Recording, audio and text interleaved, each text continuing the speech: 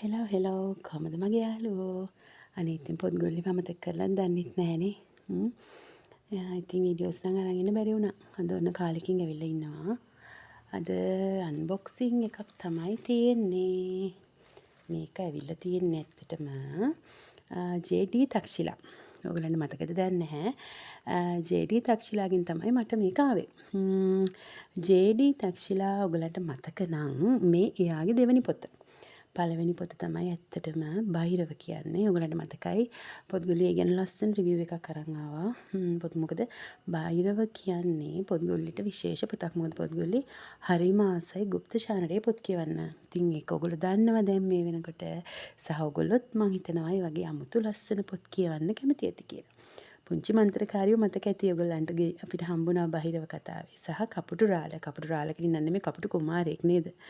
ඉතින් මම මේ නම ඔළුවේ තියාගෙන හිටියා. ආයි මෙයා කවදද පොතක් ලියන්නේ කියලා ඔන්න බලන්න.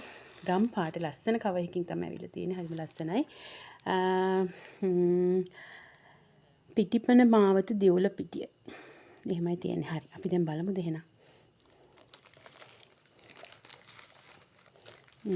බලමු එහෙනම්. මෙන්න යාළුවනේ. මේ මොකක්ද?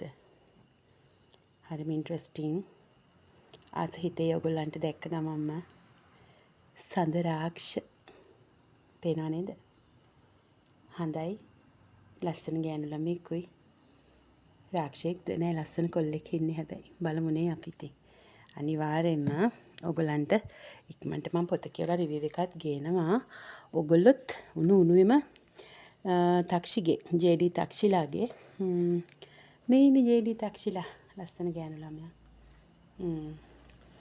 අද පොඩි මේ කරන්ට් එකේ පොඩි ගැටලුවක් නිසා මට අද එළිය පොඩ්ඩක් මදි වගේ තියෙනවා. ඒත් මම අද තීරණය කරා මේක ගේන්න ඕනේ කියලා. සංක ප්‍රකාශකයෝ තමයි. සංක ප්‍රකාශක ගැන ඔයගොල්ලෝ දන්නවා. සංක බුක් ෂොප් එකට අපි ගියා. ඉතින් සංක පොතක් විදිහට තමයි ඔන්න සඳ රාක්ෂ එළියට එන්නේ. සංක ප්‍රකාශක කියන්නේ මගේ කැමැතිම තැන තමයි සංක බුක් ෂොප් ඉතින්. අපි ගියා ආය දවසක් අපි කොහොමත් යන්න ඕනේ සහ අපි බොහොම ඉක්මනට බුක් ෆෙයා එක ඔන්න එනවා. ඩේට් ඔන්න කියලා තියෙන්නේ සැප්තැම්බර් මාසේ අග 25 වගේ මට මතක. ඔක්තෝබර් මාසේ 4 විතර වෙනකන් තියෙනවලු. ඉතින් යාළුවනේ ඔන්න ලෑස්ති වෙන්න හැමෝම එහෙනම් එකතු කරපු සල්ලි ටික එහෙම එකතු කරගෙන අපි යන්න ලෑස්ති මුනේ බුක් ෆෙයා. හරි සඳ රාක්ෂ මේකත් ඉතින් මම හිතනවා අපේ පුංචි මන්ත්‍රකාරී ඒ තමයි ජේ.ඩී තක්ෂිලා මම හිතනවා මේකත් ලස්සනටම මෙන්න මොකද්ද මේ තියෙන්නේ සඳ රාක්ෂගේ හඳ ගැඹුරට නිහඬව කිමිදෙමු 5:17 තමයි මට මේක දාලා තියෙන්නේ සහ මේ බලන්න යාළුවනේ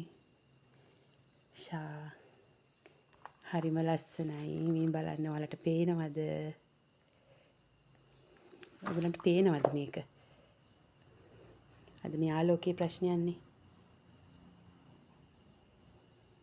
දැක්කද? හරිම ලස්සනයිනේ. අද මේ පොඩි ආලෝකයේ ප්‍රශ්නයක් තියෙනවා. සඳ රාක්ෂ. චූටි නෝට්බුක් එකක් වගේ. මෙන්න. හරිම ලස්සන වැඩක්. බොහොම ලස්සනයි. මිනි වර්ෂන් එකක්. සඳ රාක්ෂ පොතේ මිනි වර්ෂන් එක. සහ මේ බලන්න. ඉතින් හරිම ලස්සනයිනේ. කොහොමත් පළවෙනි පිටපත් වලට ලස්සන චූටි තෑග්ගක් එවන්නම් කිව්වා. Thank you. තාක්ෂි. ලස්සනයි. හරි. ඉතින් ලස්සන බුක්මාක් එකක් නේ. ඉතින් මෙච්චර කල් හම්බෙච්ච ලස්සන බුක්මාක් එකක් කියන්නත් පුළුවන් ඉතින් නේද? හරිම හොරු බොහොටි. කතාව. කතාව නම් කියවන්න වෙනවනේ. කතාව කියවලා බලමු ඉතින් අපි. සින්දුවකුත් තියෙනවා. ලෝභම එපා වී ලොවම කලකිරි. තැවි හිඳිනාවේලි අපි බලමුනේ කියවලා බලමු. කතාව බලලා ඉතින් ඔයගලන්ට ගේන්නම් කතාව ගැන. බහිරව නම් මගේ ලයිබ්‍රරි එකේ මේ දවස්වල නැහැ out of library තමයි නැත්නම් මම ඔයගලන්ට මේ ලයිබ්‍රරි එක පෙරලගෙන හෙව්වා. ඒකත් අතේ තියන් මේක ගැන කතා කරන්න. ඒක ගිහිල්ලානේ. මෙන්න බලන්න කතාව පටන් ගන්නෙත්. සඳතරු නිහඬයි ගහකොළ නිසලයි මුළු ලොව සැතපේ සිතිවිලි විතරක් අවදි වෙලා අන්න එහෙම තමයි පටන් ගන්නෙ. හරි චූටි ඉඟියක් දෙමුද අපි. චූටි ඉඟියක්. නොපෙනෙන බලවේග යනු මගේ ජීවිතයට වරක සතුට වරක පීඩනය වගේම වරක සැනසීම ගෙනා දෙයකි. එය සැනසීමකට පෙරලා ගත්තේ මා විසිනි. ඕනෑම අඳුරු වලාවක රිදී රේඛාවක් ඇතැයි මිනිසුන් පවසන කතාව සත්‍යදයි මා පිළිගන්නේ. පළමු වර බහිර වෙරි දැක්වූ අවස්ථාවේ සිටයි. මන්දයත් ඒට නොසිතූ ප්‍රතිචාර මාහට ලැබුණි.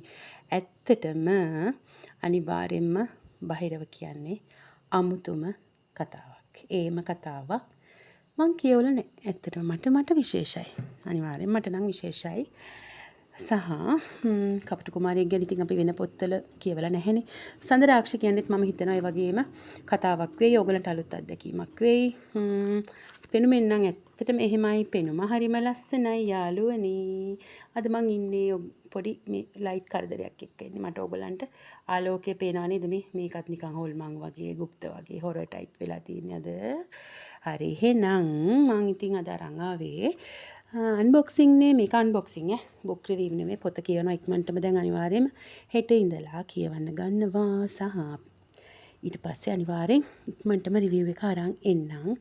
ඉතින් 탁ෂී මේ ලස්සන තෑග්ගටත් ඔයාට ගොඩාක් ස්තුතියි. සහ මං හිතනවා ඊළඟට පොත කියවන අයට මේක නම් හම්බෙන්නේ නැති වෙයි. ඉතින් අපි කියමු 탁ෂීට පුළුවන් නම් දෙන්න කියලා. ඉතින් මේක ලොකු වියදමක් නේ යාළුවනේ.